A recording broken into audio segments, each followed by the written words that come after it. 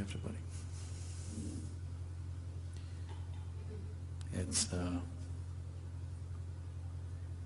It's really amazing after 8 centuries in today's society, Rumi is once again popular.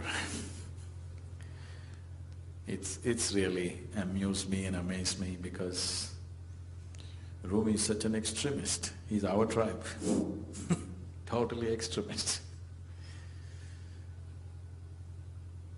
You cannot be a lover unless you're an extremist. A lover who is not an extremist is not at all a lover. If one wants to know love in its utmost intensity, one has to be an extremist. A moderate person cannot be a lover. A lukewarm person cannot be a lover. Only somebody who is boiling with passion, beyond all reason, only he can be a true lover. So especially I see in the United States, everybody is talking about Rumi for whatever reasons. It really amuses me and amazes me that in today's world, people are really talking about Rumi. And everything is about give and take and transaction, who is getting the best out of it. Talking about Rumi it's very beautiful that it's beginning to happen, such a thing. Because Rumi means no giving and taking, just throwing yourself into it and burning up with that passion.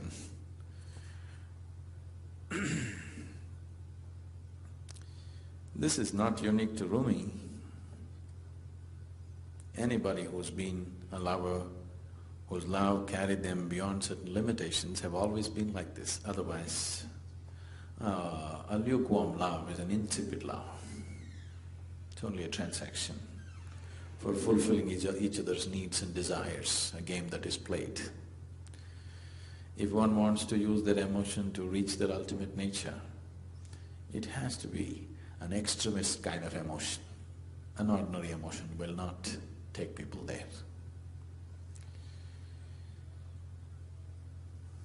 It's nice that in New Delhi there is a Rumi club. When I heard about it, I really liked the idea because thinking people who have agendas for their life cannot do Rumi. But it's nice that people are thinking about Rumi, at least considering and definitely probably reading his poetry and exchanging, being touched by it in some way. Because an emotion like that is like fire which burns up. It is not going to deliver any benefits, it's just going to burn us up. But it is in burning up the limited that the possibility of the ultimate enters into our lives.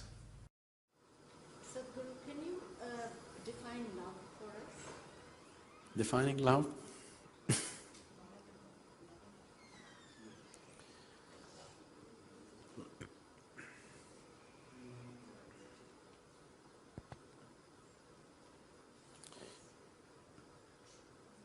Defining love, let's look at the various forms of expression that love is finding, first of all. For most people in the world, love is just a mutual benefit scheme. Okay. People have different kinds of needs, physical, psychological, emotional, social, financial, so various types of needs. To fulfill these needs, I love you is always a good mantra. Without that mantra, many doors will not open for you. So that's one level of thing. But fundamentally, what is this that we're calling as love? Somewhere, the way the human being is right now, no matter where he is in his life, no matter what he's achieved, somewhere there is a sense of insufficiency. It's not enough the way he is. The way he is right now is not enough. He wants to include something else as a part of himself, to make himself more complete. So love is a huge longing to include the other as a part of yourself. If this longing to include the other as a part of oneself, when it finds an emotional expression, we are calling this love. If this longing to include the other as a part of yourself finds a basic physical expression, we call this sex. If this finds a mental expression, it gets labeled as greed, ambition, whatever. All these are just efforts to include something else as a part of yourself, isn't it? That which is not you right now, you want it to become you. This is the longing of love. So, it is just an emotional expression of the same longing which a human being is constantly longing for, to include something else as a part of himself. This starts from gathering simple things around him to seeking spirituality or God, the same longing to include something else as a part of himself. The fundamental longing to have a larger slice of life than what you have right now. That is a longing, isn't it? Somehow the way it is not enough. You want to experience life little more than the way it is right now. So this longing to include the other as a part of yourself is love. Emotionally, how much ever you make this effort, you get close to that. You're almost there many moments, but next moment it falls down. It doesn't matter how intensely you approach it. You will see you're almost there and it falls apart. You're almost there, it falls apart. So, it gives you a taste of oneness, but never establishes you there. So, love is just a vehicle for oneness. What you're longing for is that oneness. Emotion or love is just one more vehicle to get there. But it is a vehicle which takes you close to the other bank and turns you around, close to the other bank and turns you around, never lands you there.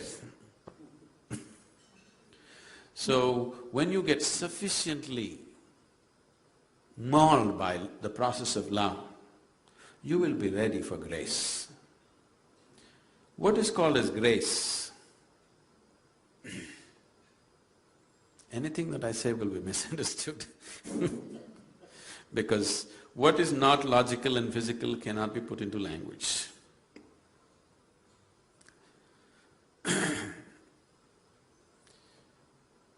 If we want to use an analogy, gravity is one aspect of life. We are sticking to the planet right now because of gravity, otherwise we would be floating all over the place. We have a body today only because of gravity, otherwise we couldn't gather this body itself. So gravity is one aspect of life which, in a way, is related to the fundamental instinct of self-preservation in a human being. There are two basic forces within you which are constantly functioning, which seem to be in conflict with most people. It is not in conflict, but most people see it as in conflict. One is the instinct of self-preservation, which compels you to build walls around yourself to protect yourself. Another part of you is longing to constantly expand. One is trying to build walls, another is trying to expand. The walls of self-preservation that you build for today are the walls of self-imprisonment of tomorrow, isn't it? Isn't it so? Many limitations you establish in your life as a protection for yourself. Tomorrow you feel they're imprisoning you and you want to break it and build a bigger prison for yourself. But day after tomorrow the same big prison feels like a restriction and you want to break it and go to the next stage. So these two longings, one is to preserve yourself, another is to continuously expand. These two things are not opposing forces, these two things are related to two different aspects of who you are. Self-preservation needs to be limited to the physical body. It's only your body which needs to be preserved. Everything else can be mauled and demolished and rebuilt every day. Every day in the morning you can actually get up and build a whole new personality if you want. But right now, your instinct of self-preservation has extended itself to the very way you think, feel and understand life, isn't it? All the time you're trying to protect that. But self-preservation should be limited only to the physical body. Only the body needs preservation. Everything else can be reshaped and recreated as you wish, any moment of your life.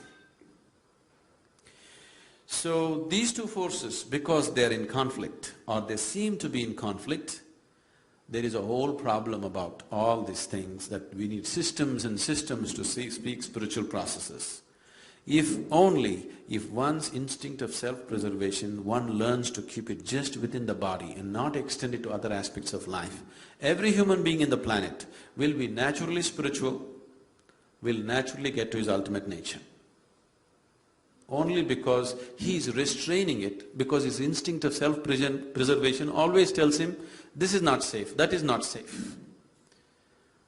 Only body has to be preserved. Everything else is open to everything else, isn't it? That's how it should be.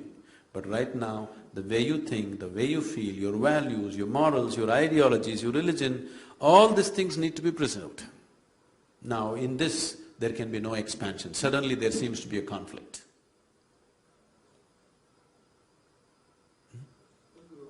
You were talking about love and grace. Can you elaborate that a bit more? So if we have to use an analogy, gravity and grace, let's put them as opposites. Gravity is trying to hold you down. Grace is something that is trying to lift you up. This is only an analogy, because grace cannot be explained that way. If you're released from the physical forces of existence, then grace bursts forth in your life. It is not that grace has to come, always in your calendars and pictures you saw grace is coming as a few rays of light and reaching a particular person. It is not so. As gravity is active, grace is constantly active. It is just that you have to make yourself available to it. With gravity you have no choice, anyway you are available to it. But with grace, you have to make yourself receptive and available to the forces of grace. So all the work, whatever kind of spiritual work you do, whether you do prayer or puja or asana, pranayam or whatever you do, ultimately you are just working towards making yourself available to the force of grace. Because without grace you won't be lifted up. Which way you approach it depends upon what you're exposed to, what kind of a person you are. But whatever you're doing, you're just making yourself fit enough to be available to grace. How do you define inner beauty? Inner beauty? Yes. If you have the right kind of eyes, everything is absolutely beautiful. There's no relative thing in this. Relative thing is a social factor, again, it's a training. It depends on what kind of data has gone into your mind.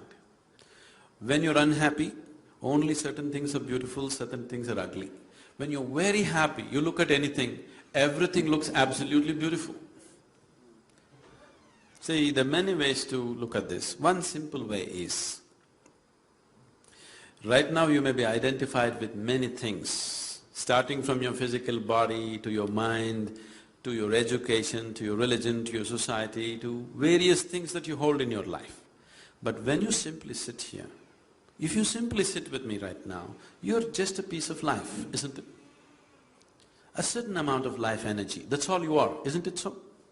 Identified with many, many things, but fundamentally you're just a certain amount of life energy. So this life energy which you call as myself at this moment, this life energy sometimes has been very joyful. Has it been? Has it been? Please say yes, otherwise it's tragedy. Sometimes it's been utterly miserable, sometimes very peaceful, sometimes turmoil, sometimes agony, sometimes ecstasy. This has happened to this, isn't it? So this life energy which you call as myself is capable of all these things. So if this life energy is capable of all these things, if you were given a choice, what kind of expression your life energy should find right now in this moment, what would you choose, agony or ecstasy? Definitely ecstasy. So if there was a conscious choice about how to keep your life energies right now, definitely you would have kept yourself absolutely joyful and ecstatic. Only because a large part of you is happening unconsciously, other things which you do not want are happening within you. What you do not want is happening in the world. You cannot stop it 100%. Only to some extent we manage these things. But within you, you are the only ingredient. In the world there are a million things. See, if we want to create a situation the way we want it, we need the cooperation of 100 people around us. All of them will never cooperate 100%. They will all play the game that way, isn't it? In any given situation. Even if you're just two people in the family, you cannot have the situation 100% the way you want it. Yes or no? This is the reality with the outside. But with the inside, you are the only reality. Nobody in the world happens your way. At least this one person must happen your way, isn't it? But right now even this person is not happening your way, that's why you're asking what is the way to joy. Your mind is not happening the way you want it, your body is not happening the way you want it, your emotion is not happening the way you want it, nor your life energies are happening the way you want it. We need to do something about it, isn't it? If all these four are happening the way you want them, you would definitely be joyful every moment of your life, isn't it? Irrespective of what's happening around you. So we need to explore the technology. Because it's a subjective technology. Because the ingredient is you, it's about you. Unless we create a certain atmosphere of commitment and focus to look beyond certain things that you're identified with right now, it will not be possible to explore this. The reason why the spiritual sciences, especially in this country, which was so rich in the mystical traditions, has become so ridiculous is people try to do it anywhere and everywhere without necessary committed atmospheres. So the whole, what we refer to as a spiritual process is just this, that in your experience you create a distance between you and your physical body, between you and your mind. These two accumulations, you learn to use them well, but you don't get identified with them. The moment you're not identified with these two, you will not be identified with anything. You can play your game whichever way you want in the world, but you will not get entangled. The reason why people are afraid of involvement in life, always the so-called spirituality has been talking about detachment, detachment. Why are they talking about detachment? Because you're afraid of involvement. You think if you get involved, you'll get entangled. People have generally known only entanglement, not involvement. Without involvement, there's no life, isn't it? Can you experience anything without involvement?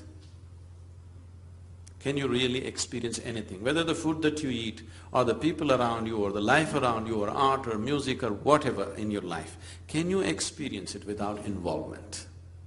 No involvement, no experience, isn't it? Where there is no involvement, there's no possibility of any depth of experience in your life. But people have been always telling you detachment, because they're afraid of entanglement. Entanglement has come fundamentally because you're identified with these two accumulations which you call as body and mind. Because of that, wherever you put your hand, it sticks to you. Wherever you put your hand, it sticks to you. So people are telling, keep away. If you want to keep away from life, you just have to fall dead. It's very simple. Why stay alive? It's very interesting what you're saying, because what you're saying is that we've always heard detachment. That seems to be always their objective. And you are saying something very interesting, that unless you become involved, you're almost… No, it's not my statement. This is life, isn't it? Can you know life without involvement? From your experience of life, you tell me. Where there is no involvement, there is no possibility of life, isn't it? So if you want to stay away from life, why are you trying to be alive and stay away from life? Just fall dead, your objective is fulfilled. So this whole detachment nonsense came up because people are afraid of entanglement. And this possibility of entanglement has come because you're identified with something fundamental which is not you. Once you're identified with something that is not you, everything sticks to you. Wherever you put your hand, it gets stuck to you. So because of this experience, people are talking detachment. Fear of involvement has come. But if you avoid involvement, you'll avoid life itself. I don't think it's fear of involvement. I think it's more of, not wanting to be hurt. When you get yourself… That is the fear of involvement. No, not fear of involvement. You say you stay away from… You try and detach yourself, to the material world, or to even love your own siblings or your wife or your children, that you don't do it with an expectation. when you get attached with an expectation, then there's bound to be hurt. The involvement is very necessary, I agree. But yet, it's not, detachment is for a specific purpose, to evolve to a higher state and get rid of the things which burden you in life. I look at it more in that way. Yes, that is the understanding, that by being detached you won't get hurt. So, when I say fear of involvement, it's just that. If you're involved, you could get hurt. If you're involved, you will not get hurt. If you're entangled, you get hurt. It's the entanglement which causes pain and suffering, not involvement. Because people cannot distinguish between involvement and entanglement. They don't know how to draw a line between what is involvement and what is entanglement. A simple, blatant solution seems to be detachment. But detachment is not a solution for life. It's a way of avoiding life, isn't it? So where do you draw the line between involvement and… I'm sorry? So where do you draw the line between involvement and entanglement? Yes. Now, I'm telling you, what is the basis of entanglement? The fundamentals of entanglement is, you're identified with things that you're not. The moment you're identified with something that you are not, entanglement is inevitable. Wherever you put your hand, it will stick to you. There is no other way. If you sit here now, in your experience, not in your thought, in your experience, if it's clear-cut within you, your body sits here, your mind is out there, what is you is away from this. If distinct separation is there from this, would you get entangled with anything in your life? Only because you're attached to this body, you're entangled with this body, you get entangled with every body. If you're not attached and entangled with this body, you will not be entangled with any body. You can throw yourself into anybody's life with total involvement without the fear of entanglement. If anybody sits with me for 2 minutes, I'm absolutely involved with their life because there is no fear of entanglement. If I'm afraid, if I talk to this person and get involved, suppose if this person does something else tomorrow, will I be hurt? If this possibility is there, I would hesitate to involve, isn't it? If there is a possibility of entanglement and pain attached to it, definitely you would hesitate to involve. When there is no fear of entanglement, that is when you would throw yourself into everything, isn't it? We're trying to understand how a human being should move forward and get back to the old ways rather than the materialistic ways. Now, this is very contradictory. You're talking about moving forward and old ways. See, with the distance of time, everything that is old looks nice today. We're talking about old ways. If the old ways are brought in today, totally into our society, into your lives, would you be really happy? Is it true? I think it's not the way, it's the core values that he's advocating. See, that's what I'm saying. Why are we sticking to some values? Fundamentally because there is no consciousness, there is no inner experience. Yes?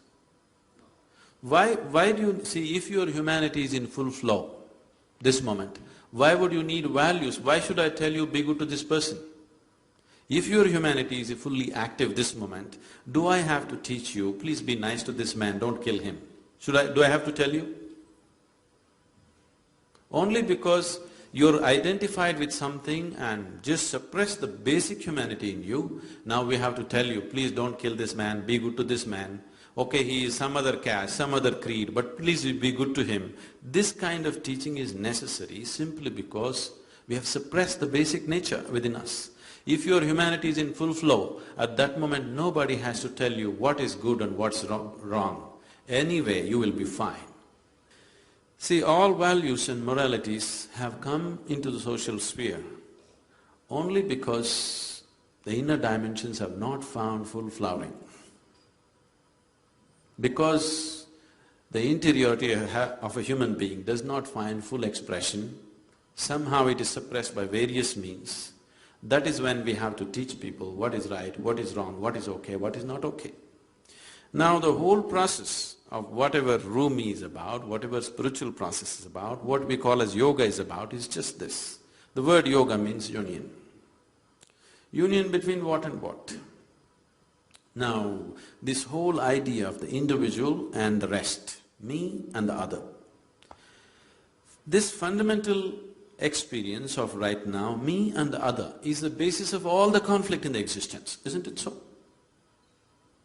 There is something called as me, there is something called as the other, which is the basis of all conflict. This me and the other can get extended to groups of people, communities, nations, and various types. But fundamentally, me and the other is the basis of conflict in the universe. Is it so? So what is me, what is not me right now? Right now, what are the things which you call as myself? Your thoughts, your emotions, your body, your ideas, your philosophies, this is what you call as me, isn't it? All these things you accumulated from outside, it's not you. If your experience of life transcended the limited accumulations that you have made in your life in the form of body, in the form of thought, in the form of emotion and ideologies and philosophies and values, then there is no such thing as me and you, and there would be no conflict. So the whole aspect of yoga or spiritual process or whatever Rumi is outpouring in a very passionate way is is to bring about this experience that if you sit here, there is no such thing as you and me. It's all me or all you. For one moment right now, for one moment, if you experience all these people who are sitting here really as a part of yourself, after that, do I have to teach you morals and values? Be good to this person, don't harm this person, don't kill this person. Would it be necessary for you? Would it be necessary for you? No. Only because you have created a false sense of identity about yourself, now we have to teach values and values. At no time in the history of humanity, all the people have had the same values. Always one person's values and the person sitting next, the values are different. Never in the history of humanity have all the people had the same values. Is it so? Is it so, Baba? No, that is fine. No, is it a reality that never in the history of humanity, even within a family of two people don't share exactly 100% the same values? Is it true? So if I stand by my values and you stand by your values, conflict is inevitable. This is the basis of conflict. As long as you don't start punching each other, you can dialogue. See, all this will help as long as the situation doesn't go into your corner. You can dialogue as long as it's not gone into your corner. When the situation gets really pushed into your corner and your values are really threatened, you will become violent. When what you believe in is threatened, you will become violent, isn't it so? What do we do to overcome that? That we will see. First I want you to see this. The basis of conflict in the world is your values. Because you have one kind of value, somebody has somebody… See, right now the conflict in the world is not between good and bad. One man's belief versus another man's belief, isn't it so? So these are the values. The values are different and people are constantly fighting. So if you want to go beyond this, if you want to live here without values, then your consciousness has to flower, your humanity has to find full expression. If you begin to experience, even for a single moment in your life, if you start experiencing these people, how you experience the 10 fingers of your hand, after that I don't have to teach you any values or morality about anybody. That which you have known as yourself, with that you have no conflict, isn't it? The conflict is always with the other. How do you know whether you're a good human being or not?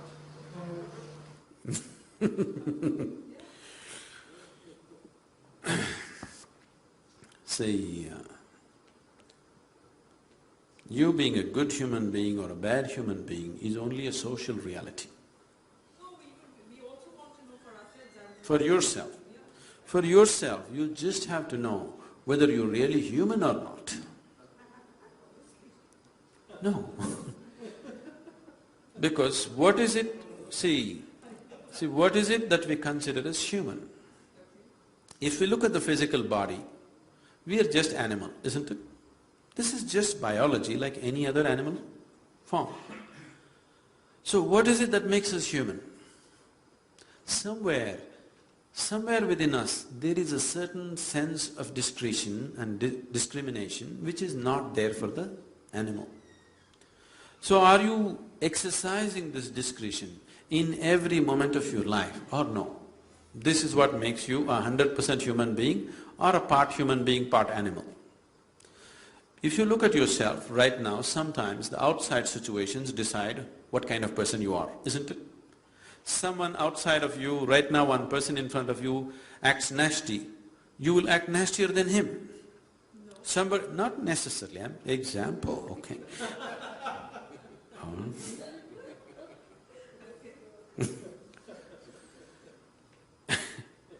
Somebody gets angry with you, you get angry with him.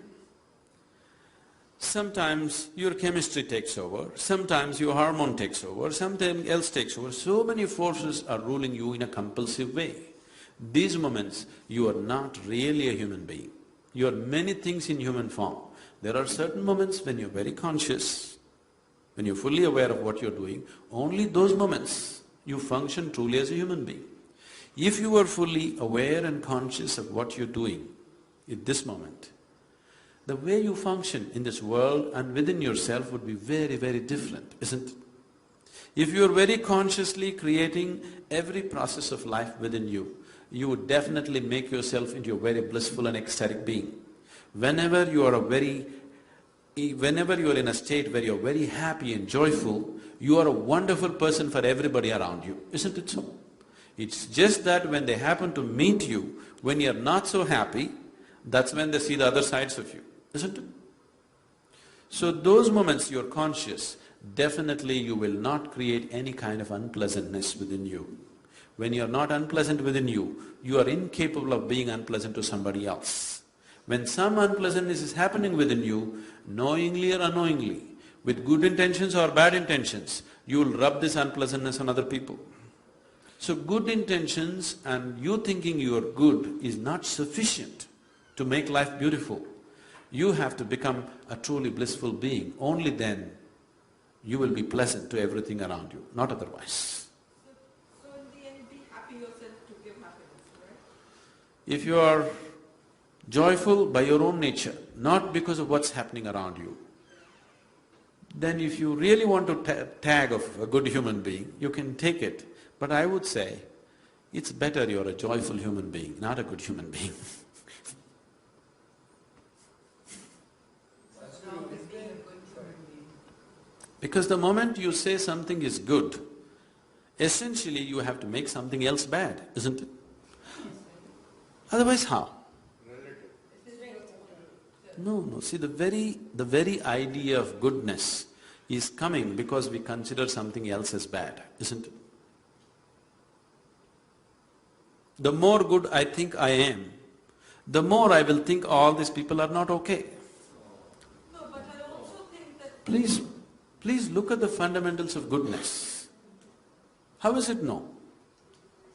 So that is relative word. It is very relative. See, someone who thinks he's very good, in his mind, nobody in the world will be okay.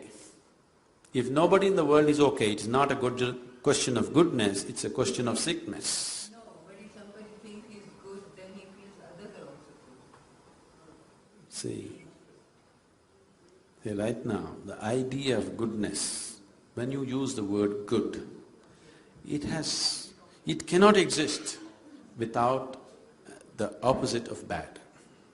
It cannot exist. It doesn't matter how much you try to play it up, how much makeup you apply in the bad and say we will accept the bad also. The idea of goodness has come from considering something else as bad.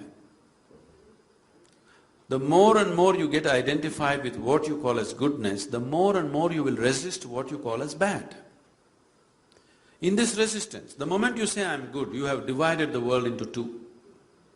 The moment you divide the world into two, there is no question of inclusion. There is a certain exclusion, isn't it? There's an apple lying here and there's no other apple. I'm sorry? There's an apple lying here and there's no other apple around. And I say this apple is good because it is good. See, because you have seen rotten apples too. okay? If you had never seen a rotten apple, you would just say it's an apple. You wouldn't say it's a good apple. Yes, that you have seen. But that doesn't make this apple bad. I'm not saying that.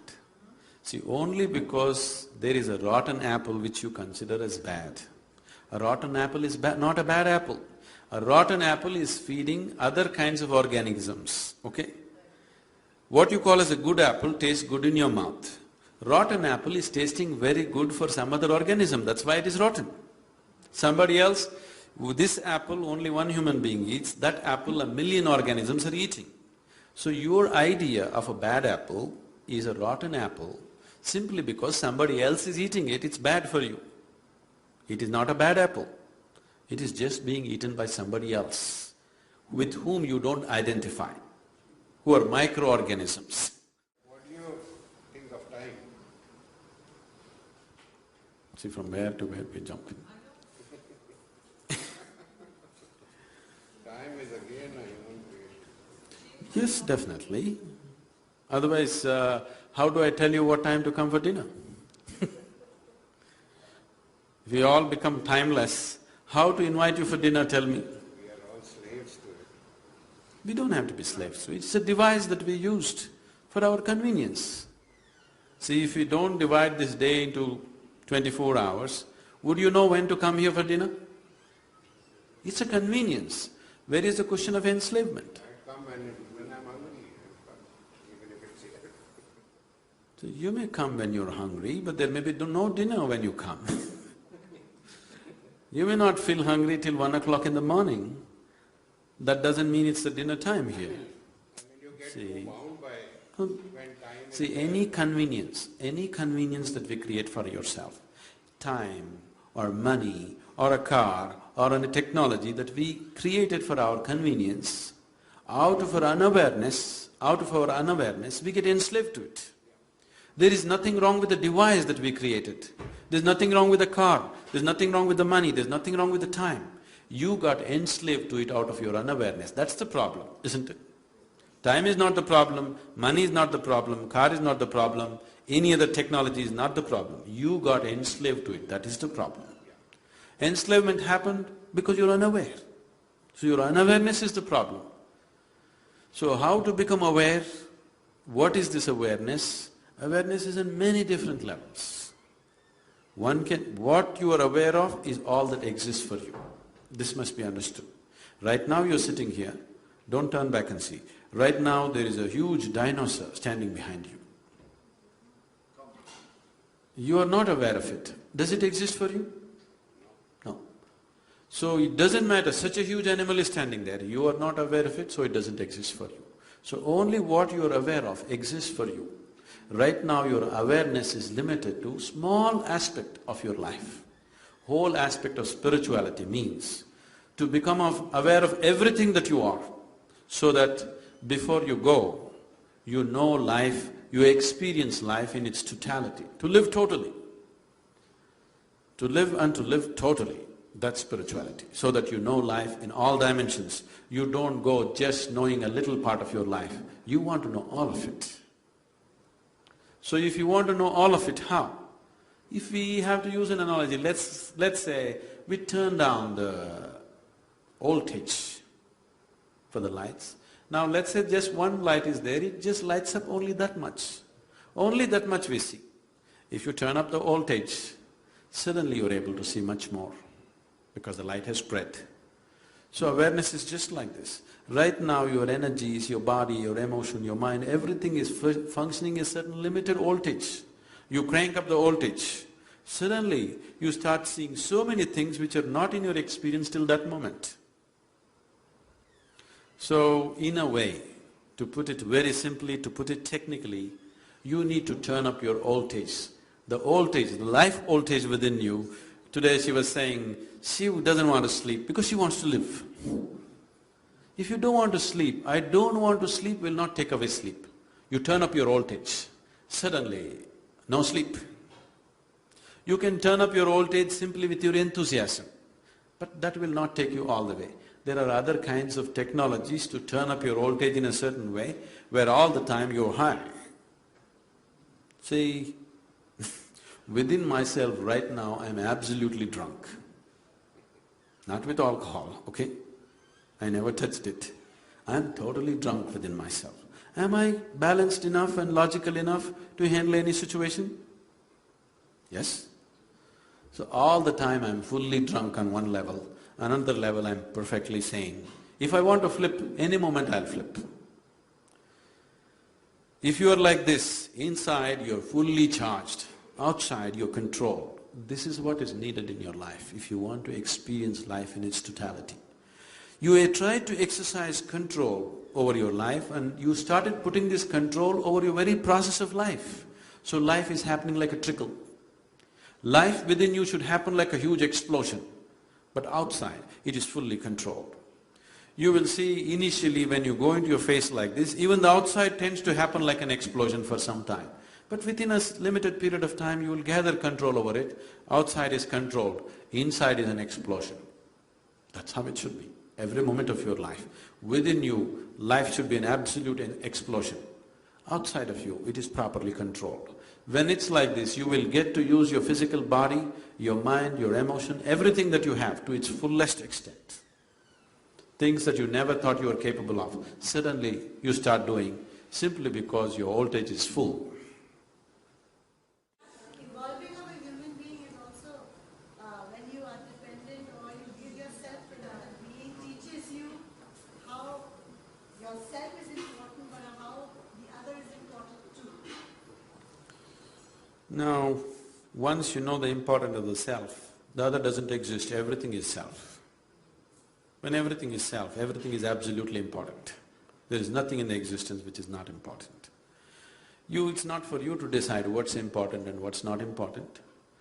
Because even if you look at a blade of grass, whoever created this definitely did not create it without necessary attention. Whatever attention has gone into this one, the same level of attention definitely has gone into even a little insect, isn't it so? Not been created carelessly. So if the creator, whatever is creating this, thinks it is important, what's your business to think something is important or not important? Every damn thing in the existence is important. Because creator thinks it's important. He's paid enormous attention to it. It must be important, isn't it?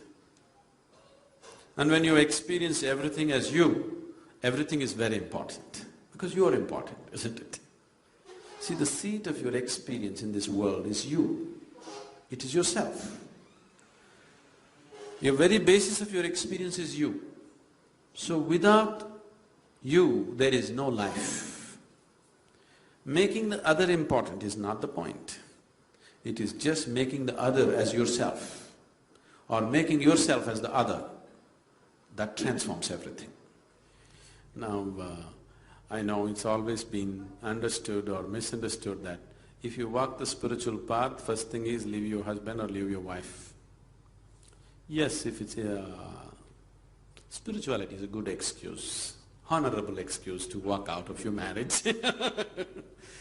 Instead of going through a simple divorce, if you take sannyas, it helps socially. But what is spiritual is something that you do within yourself, not what you do outside of yourself. Whether you live in a cave, or you live in a palace, or you live in marriage, or you live as a monk, these are arrangements that you make according to your requirement. But spiritual process is always the inward, not of what you do outside. What kind of clothes you wear, what kind of life you live, is nothing to do with your spirituality. The way you are within yourself is your spirituality. Thank you very much for being here. I would like to take this opportunity. We have a full-fledged center about 35 kilometers from Coimbatore in the rainforest. It's an extremely beautiful place. I didn't make it that way. The mountains were there before me, the forest was there before me. So, we have created a very powerful center. Powerful, when I say, is something that you have to experience. It's a very powerful space. The whole space has been consecrated for one's transformation. That just entering the space is a different experience for people. The way it is done, everything is 100% volunteer force. The whole Asia activity is 100% volunteer, every one of them who is working for it. There are over 250,000 registered volunteers. and over 700 full-time volunteers in the foundation who are doing a wonderful, miraculous job. I'm not saying wonderful because of the volume of work. The volume doesn't mean much to me, but the way it's being done. With what kind of love and involvement people are doing things on an everyday life is so fantastic. I don't pass a single day in my life without seeing tears of love and joy around me. I don't think a man can have any better fortune. I want you to come and experience this fortune someday, please.